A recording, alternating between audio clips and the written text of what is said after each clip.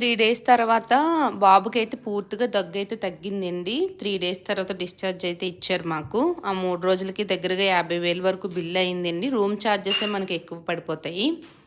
ఆ టైంలో మా చేతిలో అమౌంట్ కూడా అస్సలు లేదండి. నా దగ్గర ఉన్న గోల్డ్ నేను బ్యాంక్‌లో పెట్టేసి గోల్డ్ లోన్ పెట్టేసి హాస్పిటల్‌కైతే బిల్ కట్టాము.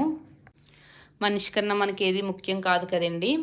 ఇంకా తగ్గింది. ఇంక వెంటనే బాబుకి కడుపులో ఉన్నప్పుడు చిన్న ప్రాబ్లమ్ అని చెప్పాను కదా! ఇంకా దానికి కూడా క్లియర్ చేసుకుందామని చెప్పి బాబుకైతే స్కానింగ్ అయితే తీయించామండి బ్రెయిన్‌కి. ఆ వాటర్ లెవెల్స్ అది ఎలా ఉన్నాయి ఏంటి అని చెప్పి అంతా నార్మల్‌గానే ఉంది. హ్యాపీ. ఆ టైంలో అయితే చాలా టెన్షన్ పడ్డాను. ఏమవుతదో అని చెప్పి. అది కూడా ఇంకేం బానే ఉంది. క్లియర్ అయిపోయింది.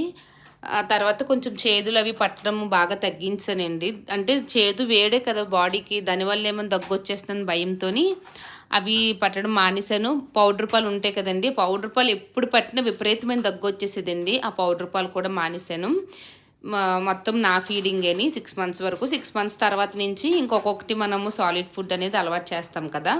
ఇంక అలా అయింది. అందరూ కూడా 1 ఇయర్ తర్వాత మాన్పించి ఇంకా తర్వాత ఇంక పాలు పెట్టకు మొద్దయిపోతారు అది ఇది అని చెప్పి అన్నారు. అంటే ఫ్రెండ్స్, ఫ్యామిలీలో ఉంటారు కదా పెద్దవాళ్ళు అందరూ కూడానా. అయితే నేను ఒక్కరిదాన్నే ఉండడం వల్ల బాబుకైతే పాలు మాన్పించలేకపోతున్నానండి. ఈ సంవత్సరానికి ఒకసారి మా అమ్మగారు వస్తారు. ఆ టైంలో నెల రోజులు ఉంటారన్నమాట. మా అక్కలు వస్తారు, అమ్మ, మా ఆయన, ఇల్లంతా చాలా హడావిడిగా ఉంటుంది. అందరూ ఎక్కువ మంది ఉంటారు కాబట్టి అలాంటప్పుడు వాడు మానేస్తారు. అసలు పాలు తాగాలని దాని మీద వాడికి ధ్యాసే ఉండదన్నమాట. మొన్న పండగ కూడా అలానే అయ్యింది. వాళ్ళు వెళ్ళిపోయిన తర్వాత మళ్ళీ నేను ఒక్కరిదాన్నే ఉండాలి. వాడి ముఖం నేను, నా ముఖం వాడు చూసుకోవాలి. ఇంకా ఆడుకోవడానికి ఎవరు లేరు. ఇంకో పర్సన్ ఎవరున్నా వారికి ఆ టైం అప్పుడు పాలు తాగాలని ఏడ్చినప్పుడు వాళ్ళు ఎటో తిప్పడము చేయడం అంటే అలాగా డైవర్ట్ చేయొచ్చు. కానీ నాకు ఆప్షన్ లేకపోయింది. ఇప్పటికీ స్టిల్ వాడికి 2 ఇయర్స్ కంప్లీట్ అయ్యి 3rd ఇయర్ వచ్చిందండి. కానీ ఇప్పటికీ వాడు పాలు తాగుతాడు. పాలు అయితే మాన్పించలేకపోతున్నాను. ఫీడింగ్ ఇవ్వడం వల్ల ఏమో తెలీదండి. నేనైతే చాలా నీరసం అయిపోయాను. అస్సలు ఓపిక అనేది ఉండేది కాదు. ఇంట్లో పని చేసుకొని, పిల్లల్ని చూసుకొని మార్నింగ్ లెగిస్తే మళ్ళీ నైట్ 11 అలా అయ్యేది పడుకునేసరికి.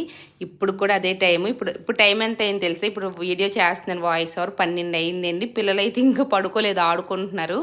నేనైతే వీడియోస్కి వాయిస్ ఓవర్ ఇస్తున్నాను అనమాట. సో ఇంక ఇలాగ లైఫ్ అనేది రొటీన్గా వెళ్తుందండి. పిల్లలు, ఇంట్లో పనులు, పాప స్కూల్ ఇంకా అలా అయ్యింది.